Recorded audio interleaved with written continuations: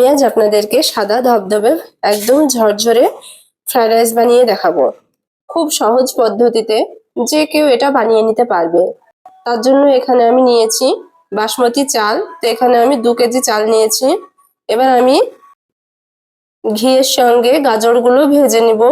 তো এখানে আমি আগে থেকে কেটে রেখেছিলাম গাজরগুলো কুচি কুচি করে। এখানে সামান্য লবণ দিয়ে দিলাম। তো একটু নাড়াচাড়া করার পর এখানে আমি দিয়ে দিব ক্যাপসিকাম আর বিনস। এগুলো আমি একসঙ্গে হালকা করে ভেজে নিব।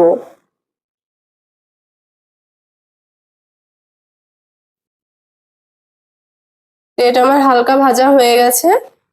এই দেখুন, এবার আমি এখানে ফ্রাইড রাইসটা রেডি করে নিব। তার জন্য এখানে দিয়ে দিব আমি 200 পরিমাণ মতো ঘি। এবার এখানে দিয়ে দিব কাজু বাদাম আর কিশমিশ। এটা আমি হালকা করে ভেজে নিব।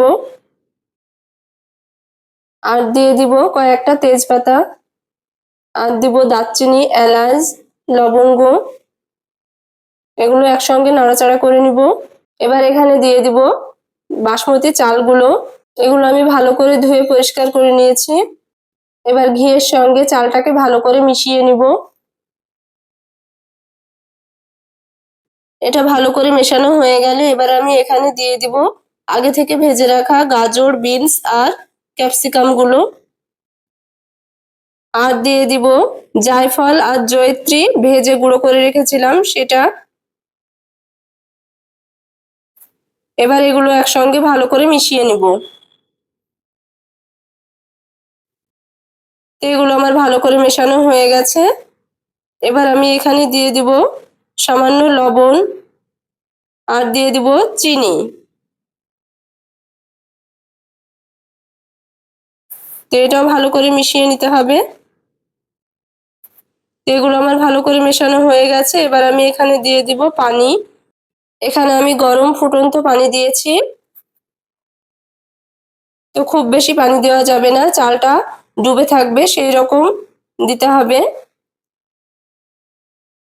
তো এই দেখুন, এবার আমি এখানে দিয়ে দিব কেওড়া জল আর গোলাপ জল। আর দিয়ে দিব আতর। তো খুবই সামান্য দিব। এবার এটা ভালো করে মিশিয়ে ঢেকে দিব।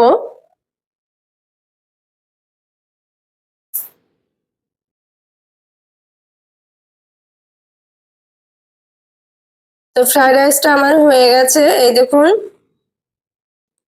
আজকের ফ্রাইড রাইসটা আমি একদম খুব সহজ পদ্ধতিতে করে দেখিয়েছি।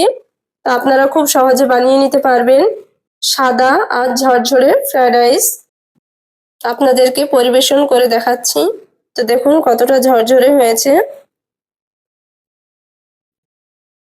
তো ভিডিওটি আপনাদের কেমন লাগলো অবশ্যই কমেন্টে জানাবেন। ভালো লেগে থাকলে একটা শেয়ার করে দিবেন আর চ্যানেলটিকে সাবস্ক্রাইব করে পাশে থাকবেন।